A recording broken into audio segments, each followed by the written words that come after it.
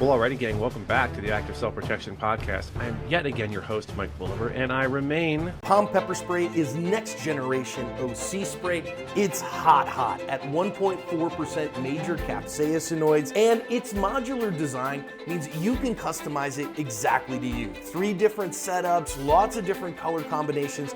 You can make it exactly as you like. And the flip top safety prevents accidental discharges. It's 10 to 12 foot range and 25 half-second blasts. Make sure that you can keep that long range eye poke at long range. I trust Palm OC and I recommend it for everyone for self-defense. Your favorite former Fed. With me today, a new friend of mine, Sean Montgomery. Sean is out of Fresno, California, which is a garden spot. We'll talk about that later. He is married, no kids yet anyway, and he is would you say professor or teacher, Sean? Professor. Okay, a professor of aircraft design. So, and we talked about this before I hit the record button. There are smart people that listen to this show, which is very exciting for me. I didn't know this is a very, very prestigious position for someone to have called in, written, and I should say, and decide to come on the show. And this is also the quickest turnaround of any story on the podcast, because this happened as we record this early morning yesterday. So we're recording this on January 20th. So early Friday morning, the 19th. Is that right? Yes. Very good. So first of all, Sean, thank you for writing. And how are you, sir? I'm doing well. Well, it's very nice to meet you. We had a pleasant chat again before we hit the record button. So a professor of aircraft design. I can't imagine your classes are enormous with like 200 people in them, right? I mean, that's a pretty specific niche type of subject. Am I right? Yeah, I actually teach my classes from home in this office, and so that's why there's the airplane posters behind me. But I'm used to 10 to 20 students listening to me, and so I think you have a few more. Your audience is a little larger than that. Yeah, we usually get 30 people a week who listen. So yeah, I'm kidding. It's more than that. It's more than that. John just announced not too long ago on the main channel that we're in the top 0.5% of all podcasts globally. That's by the way, people have asked. That's according to something called listennotes.com. And I just want to take a moment and thank you, dear listener and viewer, for that. We really appreciate it. It blows my mind that it's been so successful. So thank you so much for tuning in. Thanks for listening. Thanks for watching. So with that said, you were going to say something, Sean? I'm sorry. I didn't mean to cut you off. Yeah, I was just going to let people know, like, part of why we're doing this, the next day after this happened is because I've also been listening to the podcast and following the channel for several years now.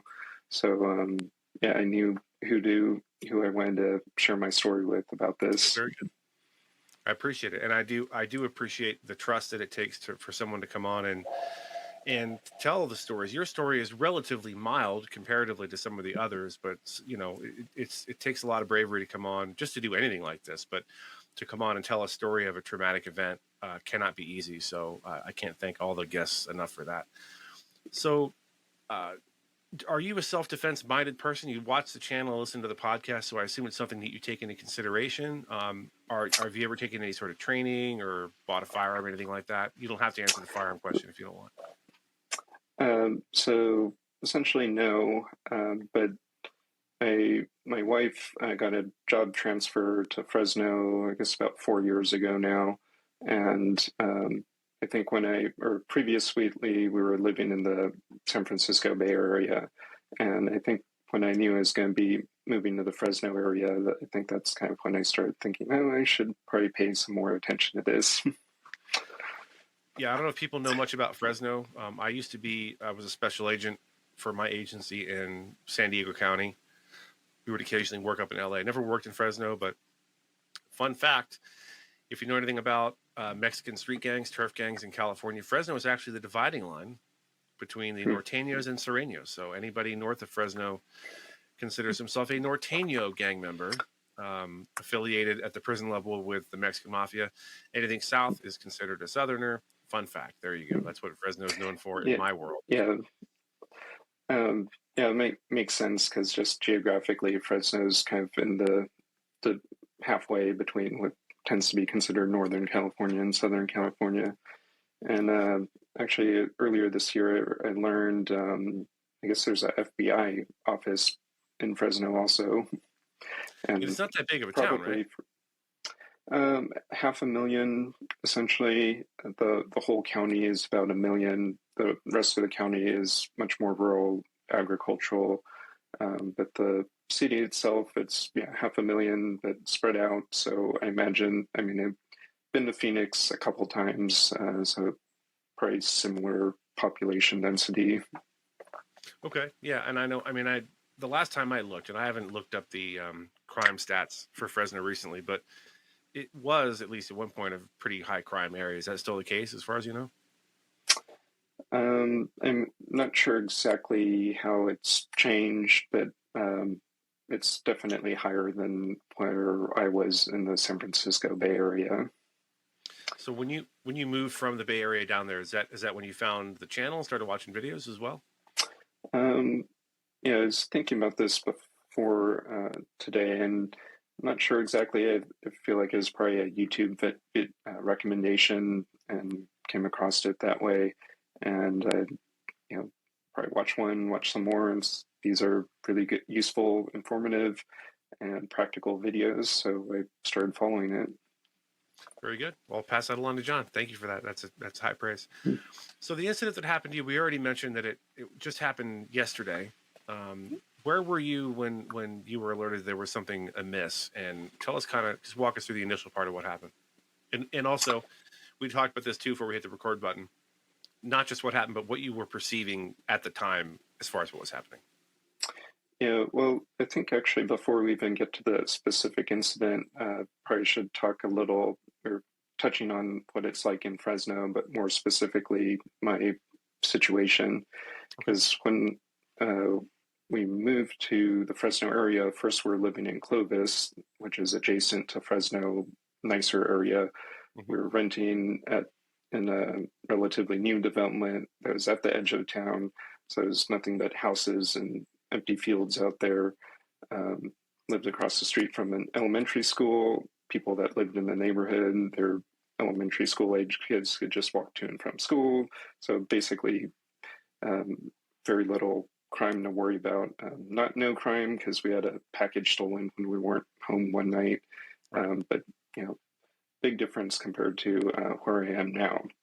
So how that changed is we're renting in 2022. The house values had gone up so much that the owner of the home wanted to sell it rather than keep renting it. So we had 60 days to find a new place to live. My wife didn't want to rent anymore, and because of the increase in prices, when we had been in a single family home before, we ended up buying a townhome in near Fresno State University. So before we're at the edge of town, now we're just kind of in the middle area, and the median area. It's a lot of college students, but there's a lot of single family homes, other apartments, student housing, park, elementary schools. So basically just residential area, but higher density than where we were before.